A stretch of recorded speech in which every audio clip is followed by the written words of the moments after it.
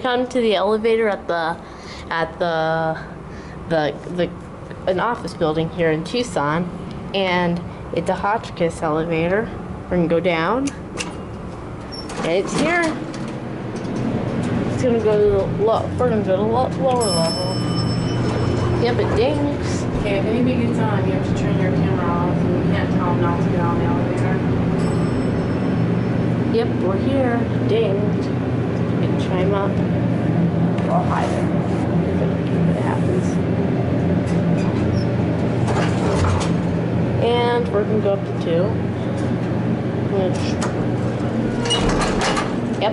Yep, it's got bumpers. Yep, and watch the door close. There it goes. Listen to the motor. Up. Come on. It might take a second. It takes a couple of minutes. Oh, there it goes. Listen to the motor. You can't hear it over the fan, but you can hear it a little bit. Yeah, it sounds good.